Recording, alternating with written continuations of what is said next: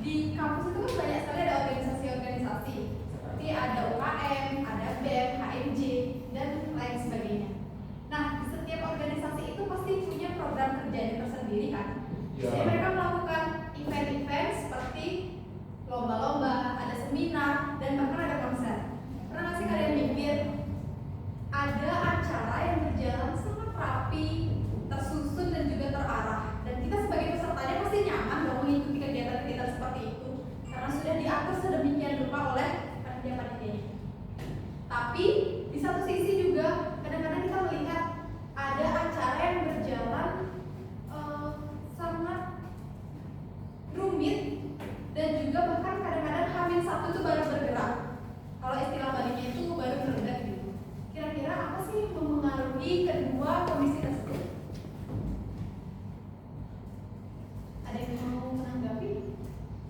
Apa yang mempengaruhi ada acara yang berjalan rapi banget, tapi ada acara yang jalannya itu kayak acara ini kayak kurang terkontrol nih. Kira-kira apa yang mempengaruhi? Ya, Ari, silakan. Yang bisa mempengaruhi dari lancar atau tidaknya suatu kegiatan itu pasti dari manajemen internalnya. Ada pembagian tugas yang mungkin belum selesai ataupun pembagian tugas yang tidak merata. Iya, betul sekali jawaban dari Ari. Bisa berdiri tangan dulu Pak Ari. Oke, satu kata yang dapat saya ambil adalah manajemen. Mungkin di dunia perkuliahan saat ini kita sering kali mendengar istilah-istilah seperti self management atau time management. Nah, itu istilah yang biasa kita gunakan untuk mengontrol diri kita supaya tidak stres ketika membuat tugas. Benar nggak? Biasanya ada yang buat to-do list, tapi aku mau buat apa nih dulu, seperti itu. Tapi pada hari ini kami dari kelompok 1 akan menarik konsep tersebut ke level yang lebih besar lagi, yaitu sekolah. Nah, seperti yang kita ketahui bersama teman-teman, sekolah itu bukan hanya gedung tempat kita belajar dan mengajar, namun sekolah di dalamnya itu terdapat sistem yang lebih kompleks lagi. Maka dari itu, pada hari ini kami dari kelompok 1 akan membawakan materi terkait dengan konsep manajemen dan manajemen berbasis sekolah. Kami akan mengajak kalian semua belajar bersama-sama untuk memahami apa sih itu manajemen dan perbedaannya dengan manajemen pendidikan. Namun sebelum itu, seperti biasa, izinkan kami untuk memperkenalkan diri terlebih dahulu, dimulai dari saya. Perkenalkan, nama saya Nitritan Pratiwi dengan 23110312999. Dan saya ditemani oleh dua rekan saya. Saya persilakan untuk memperkenalkan diri terlebih dahulu.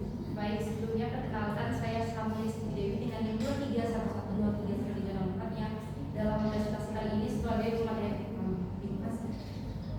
Baik, perkenalkan nama saya Putri Gita Gauri Sugiartana dengan NIM 24110320003. Di sini saya sebagai pemateri. Baik, terima kasih. Adapun topik pembahasan kami pada hari ini, kami akan membahas terkait dengan pengertian manajemen. Lalu fungsi manajemen, apa sih fungsi manajemen bagi organisasi, atau fungsi manajemen secara umum, khususnya fungsi manajemen sekolah, lalu tujuan manajemen, pengertian manajemen pendidikan, prinsip manajemen berbasis sekolah atau disingkat dengan MBS. Kemudian ada landasan hukum MBS, tujuan MBS, manfaat MBS, komponen dalam MBS, dan juga faktor pendukung dan penghambat penerapan MBS serta bagaimana cara menangani penghambat tersebut. Baiklah, kita mulai pada pembahasan yang pertama terkait dengan pengertian manajemen yang akan dibawakan oleh rekan saya. Pada rekan yang bertugas, saya silakan. Baik teman-teman semuanya, terima kasih atas kesempatan yang telah diberikan. Setelah diberikan pengantar yang sangat menarik oleh rekan saya, jadi yang pertama akan kita bahas di sini yaitu tentang hakikat manajemen. Nah, dalam kesempatan kali ini saya akan membahas dua hal utama dalam konsep manajemen ini. Tiga hal utama dalam konsep manajemen ini. Yang pertama itu ada pengertian manajemen secara umum, ada fungsi manajemen dan ada tujuan manajemen. Nah, seperti yang kita ketahui teman-teman bahwasanya manajemen ini sangat penting dalam berbagai bidang kehidupan kita, tidak terkecuali dalam bidang pendidikan. Nah, mengapa demikian? Karena seperti yang kita ketahui bahwasanya kegiatan yang kita lakukan tanpa adanya suatu manajemen mungkin tidak akan bisa berjalan sesuai dengan yang kita harapkan. Nah, kita awali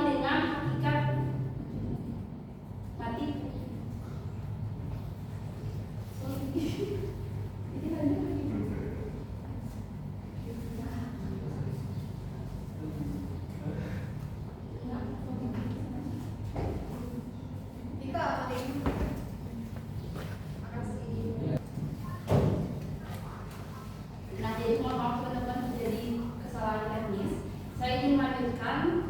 Nah, kita mulai daripada hakikat manajemen. Nah, manajemen ini berasal dari bahasa Inggris yang berarti manage, yang berarti bahwa mengurus atau mengelola. Nah, berarti bahwa manajemen itu berarti suatu proses mengurus atau mengelola suatu berbagai sumber daya alam untuk mencapai tujuan tertentu dengan efektif dan efisien. Nah, adapun unsur inti dari manajemen itu yang mana terdapat tujuan yang ingin dicapai serta sumber daya yang akan dikelola seperti manusia, dana, dan lain sebagainya. Nah, adapun contoh dari manajemen ini yang mana misalnya ketika kita akan melakukan sebuah kegiatan di sekolah, entah itu perlombaan, kegiatan pramuka, dan lain sebagainya, tentunya kita harus melaksanakan perencanaan, pembagian tugas, serta menyusun agenda kegiatan yang akan dilakukan. Nah, serta kita juga perlu mengadakan pengawasan. Nah, hal-hal tersebut yang kita sebut dengan manajemen. Nah, teman-teman, itulah pengertian manajemen yang sedikit pengertian manajemen yang dapat saya sampaikan. Selanjutnya, adapun kita akan membahas tentang. Nah, sebelum kita lanjut ke dalam fungsi manajemen itu, nah, mengapa sih manajemen itu penting? Nah, beberapa alasan yang dapat saya berikan yaitu dengan dilakukannya yang pertama, dengan dilakukannya manajemen, kita akan dapat membantu keberhasilan sebuah perusahaan atau organisasi. Karena dengan dilaksanakannya manajemen, maka suatu kegiatan atau hal yang kita lakukan di dalamnya akan mampu berjalan dengan efektif dan efisien tentunya. Nah, kedua yaitu membantu pencapaian tujuan dan hasil secara teratur. Nah, dengan manajemen tentunya kita akan mampu melaksanakan kegiatan tersebut dengan teratur. Selanjutnya ada dengan dilaksanakannya manajemen, kita bisa membuat kemajuan dan pertumbuhan dalam sebuah perusahaan atau organisasi. Nah, alasan terakhir adalah manajemen merupakan pedoman pikiran dan tindakan dalam sebuah kegiatan. Nah, kita masuk kepada fungsi manajemen. Nah, fungsi manajemen yang akan saya jelaskan dalam materi kali ini yaitu terbagi menjadi 4. Yang pertama ada planning atau perencanaan, ada pengorganisasian, ada pengarahan, serta yang terakhir ada pengawasan. Nah, kita mulai daripada perencanaan. Perencanaan ini merupakan suatu proses penentuan tujuan yang mana ketika kita akan melaksanakan sebuah kegiatan atau proses, kita tentunya harus melaksanakan atau menentukan sebuah tujuan. Nah, contohnya teman-teman, ketika di sebuah sekolah kita akan membuat prestasi siswa meningkat, maka kita perlu mengadakan atau membuat program-program seperti tambahan belajar, perlombaan, dan lain sebagainya. Nah, selanjutnya ada pengorganisasian yang mana setelah kita menentukan tujuan, tentunya kita perlu untuk membagi hal-hal tersebut kepada anggota tim yang mana kita sebut sebagai pembagian tugas. Nah, misalnya dalam kegiatan tadi, tentunya dalam sebuah kegiatan kita ada yang disebut dengan ketua panitia, sekretaris, bendahara, dan lain sebagainya. Nah, agar kegiatan tersebut mampu berjalan dengan baik, tentunya kita membagi-bagi tugas secara rata dan adil agar kegiatan mampu berjalan sesuai dengan tujuan yang telah ditetapkan. Nah, setelah pengorganisasian ada proses pengarahan, yang mana setelah tugas-tugas tersebut dibagi, kita perlu melaksanakan tugas-tugas tersebut sesuai dengan job desk yang telah kita dapatkan masing-masing. Nah, yang terakhir ada fungsi manajemen sebagai pengawasan. Nah, pengawasan ini berarti kita mengevaluasi kegiatan yang telah kita lakukan. Nah, contohnya setelah kita membuat sebuah program-program untuk meningkatkan prestasi siswa tadi, nah kita perlu melakukan evaluasi bagaimana kegiatan tersebut, apa kendalanya, dan lain sebagainya. Nah, teman-teman, itulah fungsi manajemen yang dapat saya sampaikan. Selanjutnya kita akan masuk kepada tujuan manajemen itu sendiri. Nah, tujuan manajemen tentunya seperti dari hakikatnya, tujuan manajemen itu yaitu untuk mengurus atau mengelola suatu sumber daya dengan menghasilkan hasil yang optimal dengan secara efektif dan efisien. Nah, ada beberapa tujuan manajemen yang akan saya sampaikan. Yang pertama yaitu mendapatkan hasil yang optimal dengan usaha atau sumber daya yang dikeluarkan seminimal mungkin. Nah, yang berarti bahwa teman-teman dalam melaksanakan suatu kegiatan kita tentunya ingin menghasilkan keuntungan atau hasil yang optimal dengan upaya yang kita keluarkan sedikit mungkin. Kemudian ada tujuan selanjutnya yaitu untuk mensejahterakan tim atau yang mana manajemen ini dilakukan untuk agar kegiatan itu bisa berjalan sesuai dengan apa yang diharapkan dan tidak melelahkan sebuah anggota di dalam kegiatan tersebut. Nah, selanjutnya ada pun tujuan selanjutnya yaitu perbaikan manusia serta keadilan sosial. Nah, manajemen ini dilakukan berkaitan dengan bagaimana anggota dalam organisasi tersebut mampu membuat atau meningkatkan keadilan sosial, yang mana manajemen ini dilakukan untuk mampu meningkatkan kesejahteraan masyarakat, membuat peluang pekerjaan serta lain sebagainya. Nah, selain daripada tujuan-tujuan tersebut, ada juga tujuan berdasarkan tipenya, yang mana tujuan manajemen berdasarkan tipe yang pertama itu ada profit objektif, yang mana manajemen ini dilakukan untuk kita bisa mendapatkan keuntungan dari kegiatan atau perusahaan yang telah kita jalankan. Kemudian ada service objektif, yang mana tujuan manajemen itu adalah untuk memberikan pelayanan terbaik kepada konsumen yang berkunjung atau membeli apa yang kita tawarkan, pelayanan yang kita tawarkan. Selanjutnya ada tujuan sosial objektif, yang mana manajemen ini memiliki tujuan untuk seperti tadi, bahwa manajemen ini bertujuan agar mampu untuk meningkatkan kesejahteraan masyarakat, memberikan peluang pekerjaan dan lain sebagainya. Nah, ada pun tujuan terakhir yaitu personal objektif, yang mana manajemen ini dilakukan selain untuk mensejahterakan kelompok anggota, bagaimana manajemen ini juga mampu untuk meningkatkan skill-skill dari anggota yang terlibat dalam manajemen yang telah dilakukan. Baik, sekian pembahasan tentang pengertian tujuan serta fungsi dari manajemen. Selanjutnya adalah pengertian manajemen pendidikan yang akan dijelaskan oleh rekan saya. Untuk itu, terima kasih. Baik, di sini saya akan membahas mengenai apa itu pengertian manajemen pendidikan. Jadi pengertian dari manajemen pendidikan itu tidak jauh berbeda dari pengertian manajemen secara umum. Jadi manajemen pendidikan itu adalah suatu proses sistematis dalam mengintegrasikan atau menyatukan dan mengelola sumber daya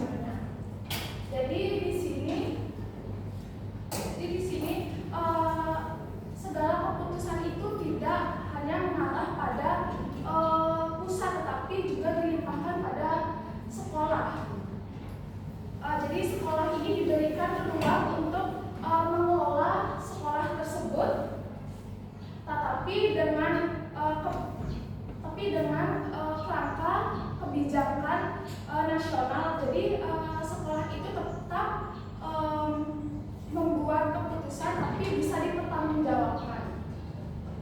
Nah, selanjutnya ada prinsip pengelolaan mandiri. Jadi di sini sekolah memiliki otonomi dalam menyusun rencana pengembangan, mengelola sumber daya serta merancang strategi peningkatan mutu.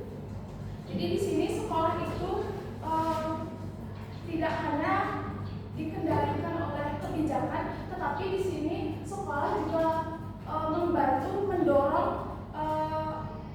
mendorong organisasi sekolah itu agar bisa maju, berkembang dan juga berinovasi. Selanjutnya ada prinsip inisiatif sumber daya manusia. Nah, ini seluruh warga sekolah itu berperan aktif sebagai penggerak inovasi dan peningkatan kualitas pendidikan. Nah, jadi di sini seluruh warga sekolah seperti guru, kepala sekolah dan juga yang lainnya itu berperan aktif sebagai penggerak inovasi, bukan tidak hanya sebagai pelaksana teknis, tetapi di sini warga sekolah itu ikut menjadi penggerak perubahan.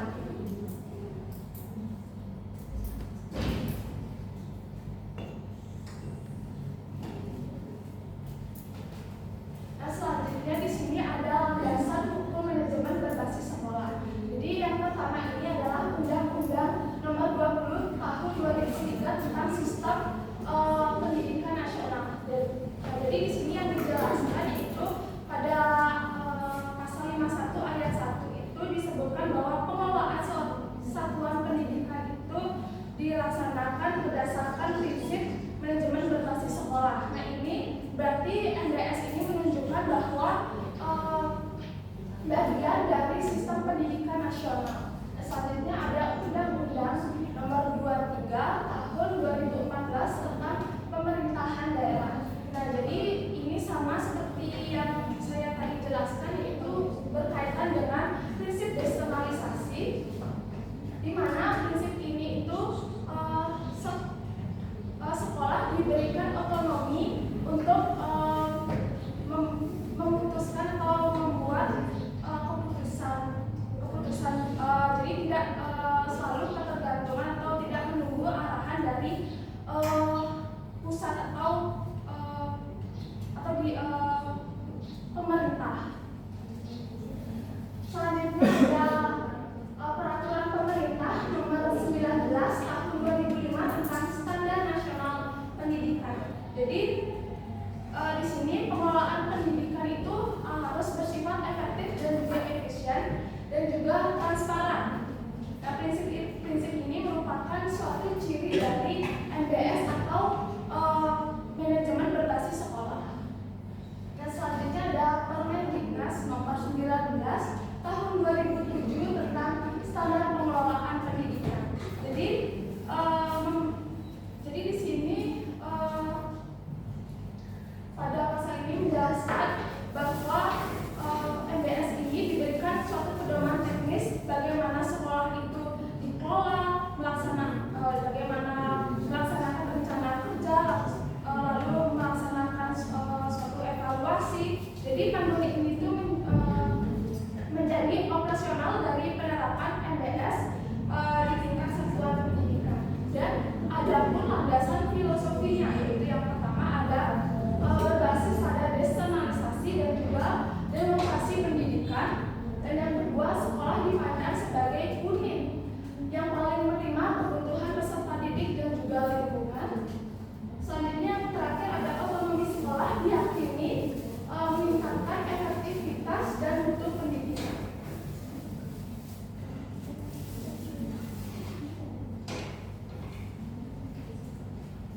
Nah, selanjutnya ada tujuan manajemen berbasis sekolah atau MBS. Jadi di sini MBS memiliki tujuan, yaitu yang pertama dapat meningkatkan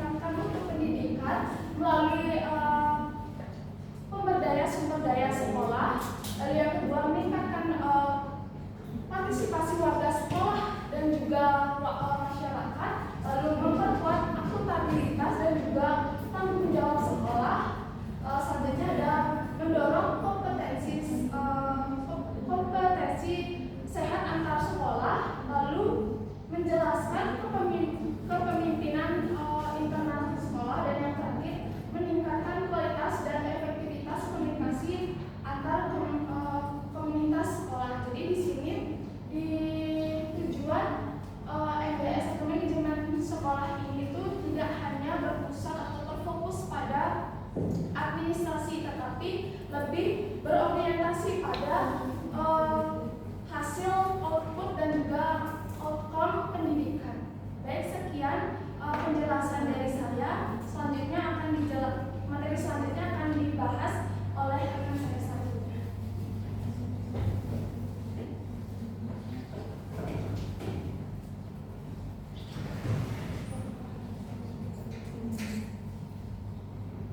Baik teman-teman, selanjutnya adalah pemaparan materi terkait dengan manfaat manajemen berbasis sekolah atau MBS. Ada banyak sekali manfaat MBS, seperti yang sudah dijelaskan oleh rekan-rekan saya tadi terkait dengan MBS. Manfaat utama yang pertama yaitu meningkatkan kualitas pembelajaran di sekolah. Nah, ketika di sekolah tersebut dilaksanakan sebuah manajemen berbasis sekolah, itu dapat meningkatkan kualitas pembelajaran di sekolah. Karena mengapa? Secara formal, MBS ini memahami keahlian dan juga kemampuan dari setiap orang yang bekerja di sekolah tersebut, sehingga ketika mereka diketahui atau dipahami mereka memiliki kompetensi dalam diri mereka, maka mereka akan dihargai dan juga dapat meningkatkan rasa percaya diri pada setiap orang yang bekerja di sekolah tersebut. Sehingga ketika mereka melakukan musyawarah untuk menentukan keputusan-keputusan penting di sekolah, maka secara otomatis kualitas di pembelajaran di sekolah tersebut juga dapat meningkat karena adanya kontribusi dari orang-orang yang memiliki keahlian dan juga kemampuan. Manfaat yang kedua yaitu mendorong partisipasi aktif dari semua pemangku kepentingan. Nah, MBS ini memberikan peluang kepada seluruh anggota sekolah untuk ikut adil ketika dalam mengambil keputusan-keputusan penting, sehingga ketika mereka merasa dihargai atas ikut pengambilan keputusan penting tersebut, maka itu akan semakin mendorong partisipasi aktif dari sesama pemangku kepentingan seperti kepala sekolah, staf, pegawai, dan juga guru-guru di sekolah. Kemudian manfaat yang ketiga yaitu memberikan otonomi kepada sekolah dalam mengelola dan mengambil keputusan. Nah, ketika semua pegawai seperti guru-guru, staf dalam sekolah itu bekerja sama dan memberikan kepercayaan kepada kepala sekolah, maka kepala sekolah akan menghargai dan juga dapat meningkatkan rasa percaya diri bahwa ia merupakan pemimpin di sekolah tersebut, sehingga kepala sekolah dapat memiliki kewenangannya sendiri atau dapat mengontrol kegiatan-kegiatan yang berlangsung di sekolah, sehingga kepala sekolah itu dapat mengatur semua jalannya kegiatan-kegiatan yang berlangsung di sekolah yang menyebabkan kegiatan belajar mengajar di sekolah itu dapat berjalan dengan lancar. Next.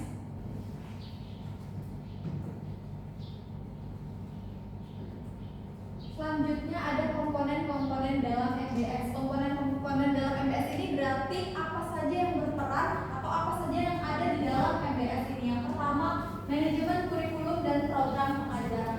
Nah, kurikulum itu merupakan salah satu faktor yang paling penting dalam menentukan keberhasilan upaya pendidikan di sekolah.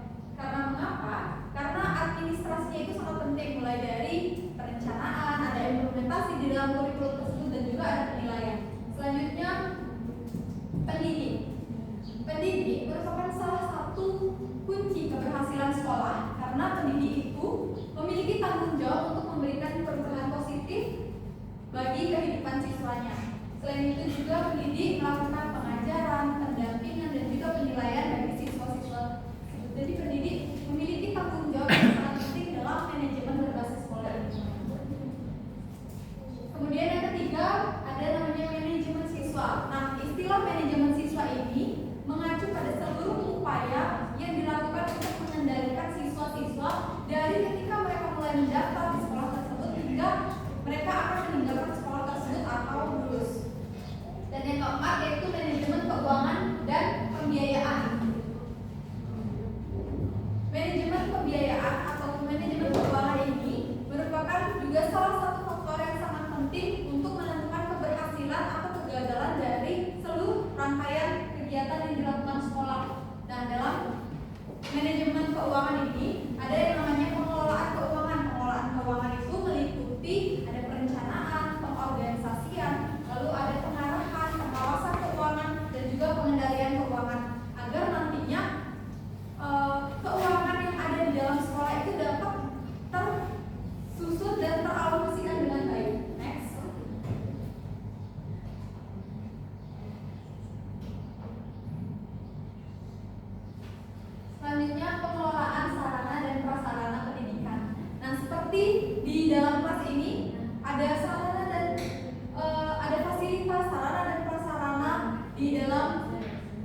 dunia perkuliahan.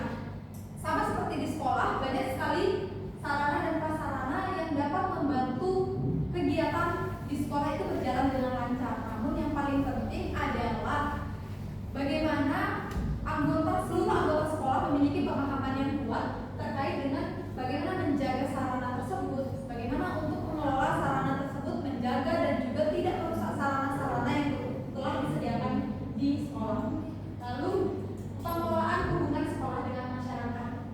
Nah, untuk memenuhi misi sekolah sebagai lembaga pendidikan yang dimiliki dan juga dikelola oleh masyarakat, jadi sekolah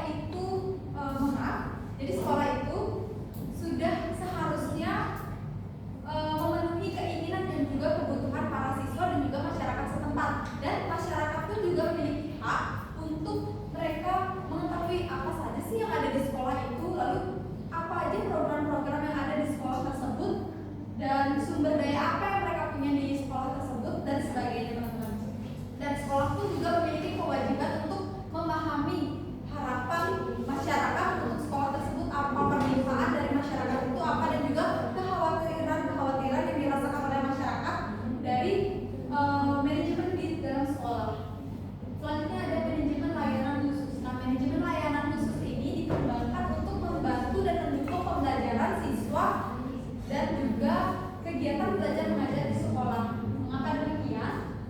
Karena dengan adanya manajemen layanan khusus seperti adanya layanan konseling dan juga saran, itu dapat membantu siswa ketika, contohnya saja, ketika mereka sedang merasa stres atau terjadi kasus-kasus di sekolah seperti kasus bullying atau sebagainya, mereka dapat mengadukan kepada layanan konseling tersebut. Selain itu juga adanya layanan khusus seperti perpustakaan dan juga UKS sangat penting di sekolah, dan tidak hanya itu, kantin atau koperasi sekolah juga merupakan sebuah manajemen layanan khusus. Next.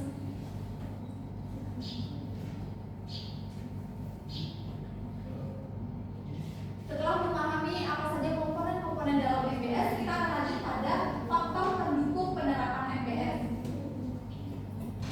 Yang pertama, faktor pendukungnya itu faktor pendukung dari penerapan MBS-nya itu adanya dukungan politis dan legalitas, adanya kemauan serta payung hukum yang kuat, seperti dalam Undang-Undang Peraturan Daerah Nomor 22 tahun 1999 itu memberikan dasar legal bagi otonomi sekolah. Kemudian faktor pendukung lainnya ada sumber daya dan infrastruktur, ketersediaan dana, ketersediaan fasilitas dan sumber daya manusia yang berkompeten di dalamnya itu dapat mendukung seluruh kegiatan yang ada di sekolah itu berjalan dengan lancar dan juga baik. Apabila sudah ada dana yang memadai, sehingga dana tersebut dapat dialokasikan untuk membeli fasilitas atau menerawat fasilitas-fasilitas yang ada di sekolah, dapat meningkatkan kualitas dari sekolah tersebut juga. Dan yang ketiga atau yang terakhir juga ada revitalisasi partisipasi, adanya pengalaman sekolah untuk menjalankan program kolektif, dan juga sekolah itu mampu untuk melibatkan pemangku kepentingan yang lebih luas lagi agar dapat membantu jalannya manajemen dari sekolah ini. Next.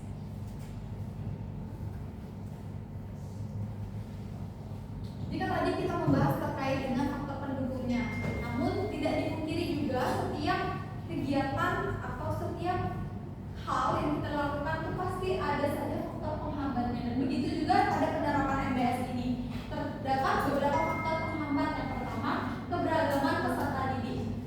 Nah, seperti yang kita ketahui bersama, peserta didik itu kan mereka itu memiliki karakteristik yang berbeda-beda, mulai dari tingkat kecerdasan, lalu ada mental mereka dalam kelas atau usia yang sama itu perlu pendampingan dan juga perlu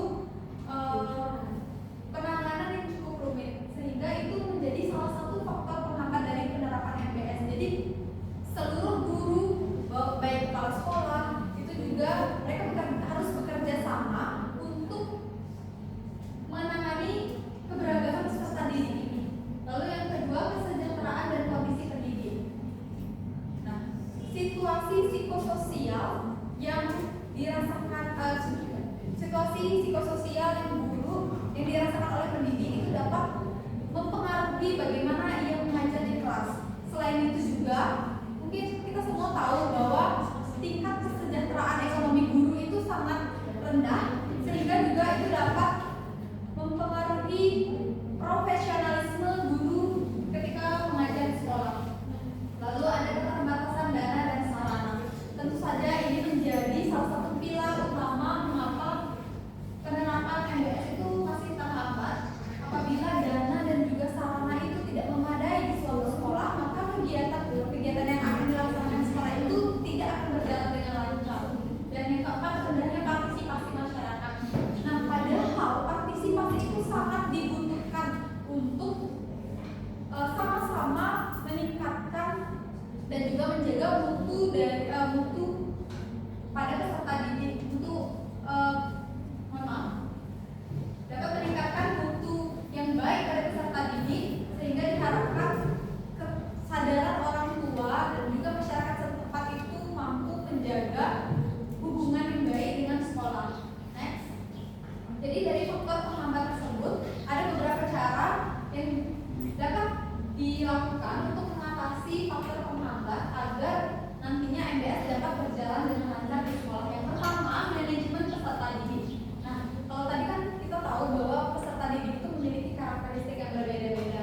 Jadi sekolah diharapkan mampu untuk mengobservasi apa sih sebenarnya kebutuhan dari peserta didik kita dan apa yang mereka rasakan atau tantangan mereka ketika belajar. Jadi guru diharapkan mampu untuk mengidentifikasi apa kebutuhan-kebutuhan yang diperlukan oleh peserta didik. Dan juga kita harus memberikan metode-metode pembelajaran di dalam kelas yang sesuai dengan kebutuhan mereka. Yang kedua, profesionalisme pendidik. Nah, kepala sekolah itu sebagai manajer sekolah itu diharapkan mampu memiliki rasa peka kepada setiap guru. Misalnya memberikan kompensasi atau memberikan reward yang adil kepada guru-guru agar mereka tidak merasa terbebani. Selain dengan karena tingkat kesejahteraan ekonomi guru yang rendah, namun juga diharapkan mampu di sekolah itu menciptakan lingkungan yang aman yang positif bagi pendidik juga, karena kalau pendidiknya saja stres, bagaimana dengan muridnya? Selanjutnya, optimalisasi dana dan infrastruktur. Nah, biasanya pemerintah dan juga orang-orang atau lembaga-lembaga yang memiliki hubungan dengan sekolah itu memberikan bantuan berupa dana yang dapat dialokasikan untuk membeli fasilitas atau memenuhi fasilitas serta sarana dan prasarana untuk merawat sarana dan prasarana di sekolah. Jadi sekolah diharapkan mampu untuk mengelola keuangan tersebut untuk memenuhi infrastruktur yang dibutuhkan oleh seluruh anggota sekolah demi menjaga kelancaran penerapan dari MBS ini. Dan yang terakhir yaitu penguatan partisipasi masyarakat.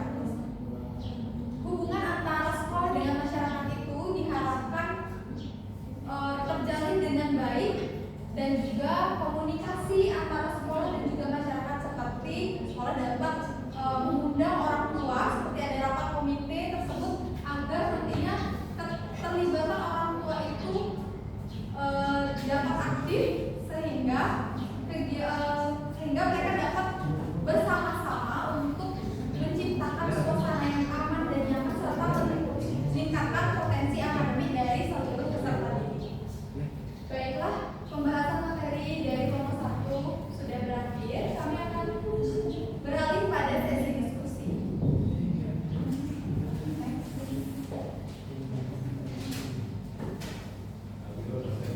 Baik, pada sesi diskusi kali ini kami memberikan kesempatan kepada teman-teman yang memiliki saran, masukan maupun pertanyaan untuk menyampaikannya langsung kepada kami. Namun sebelum itu untuk mengangkat tangan dan memperkenalkan diri terlebih dahulu. Oke, dimulai dari Ardi. Baik, terima kasih atas waktu yang diberikan kepada saya. Perkenalkan nama saya Edi Setiawan dengan tim 2013 dan 2015. Mungkin di sini saya sangat tertarik dengan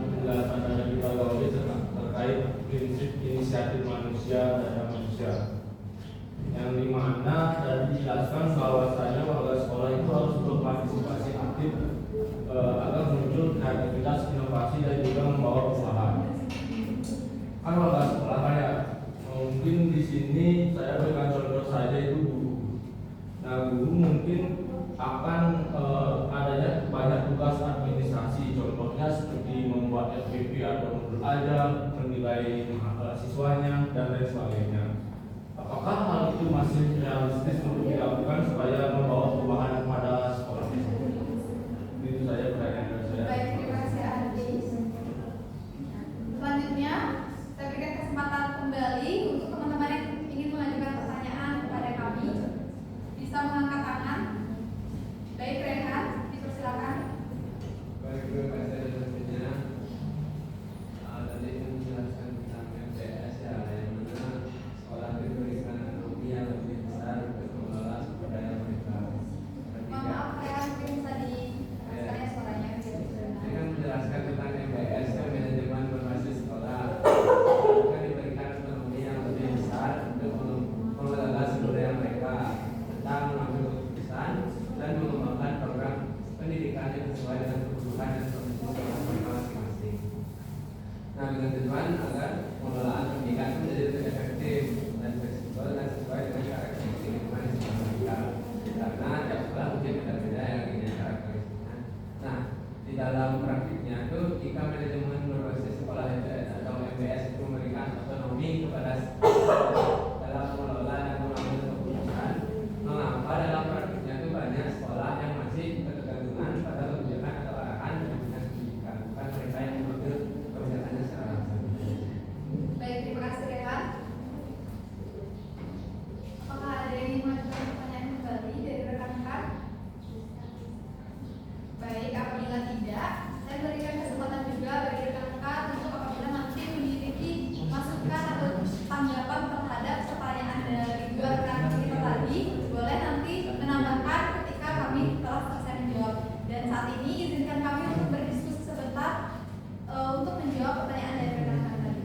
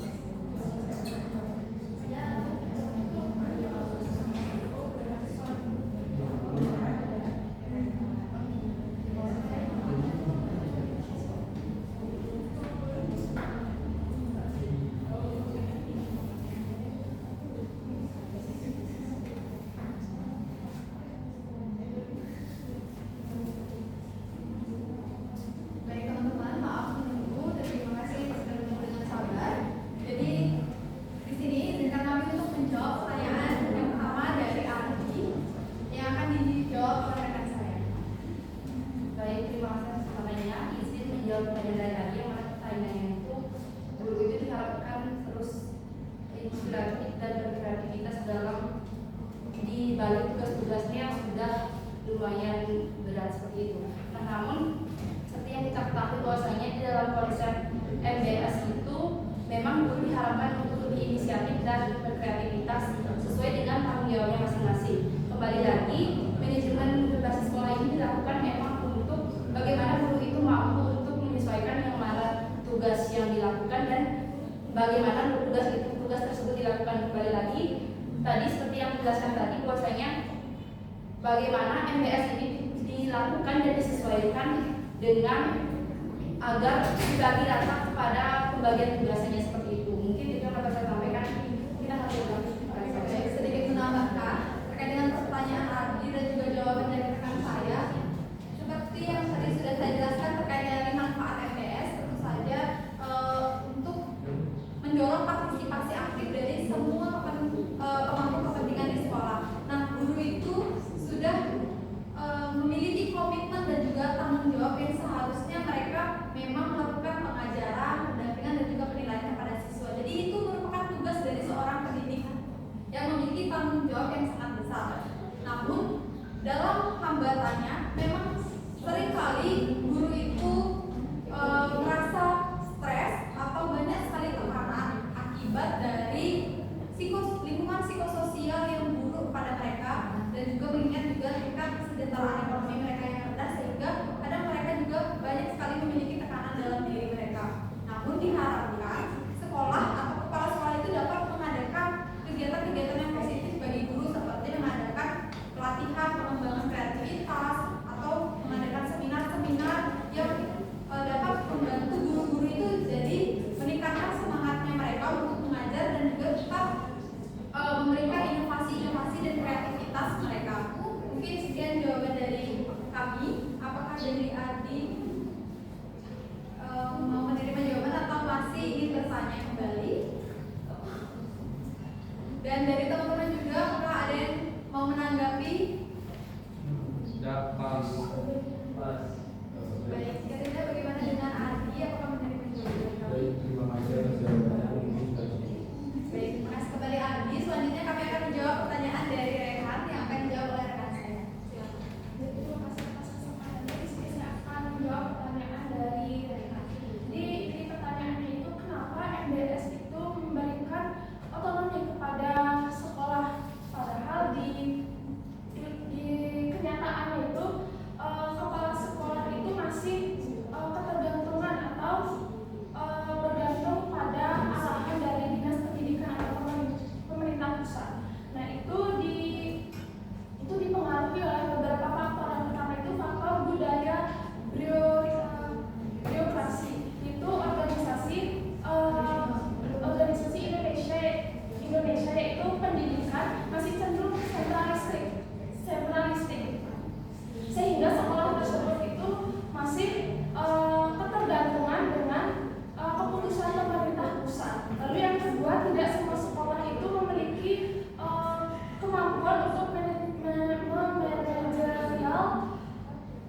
manajerial yang kuat untuk mengambil suatu keputusan secara mandiri. Lalu yang ketiga adanya berbagai regulasi dan juga pengawasan dari pemerintah membuat sekolah harus tetap menyesuaikan kebijakan dan juga aturan yang berlaku. Jadi oleh karena itu, meskipun MBS memberi otonomi, pelaksanaan di lapangan belum sepenuhnya mandiri dan masih dipengaruhi oleh kebijakan dinas pendidikan. Baik, sekian dari jawaban dari saya. Apakah dari rekan-rekan memiliki jawaban yang lain atau ingin menambahkan? Silakan. Jika tidak ada, apakah dari rekan bisa menjawab? Baik, karena pertanyaan sudah terjawab dan terima kasih atas antusias rekan-rekan semua dan partisipasi dari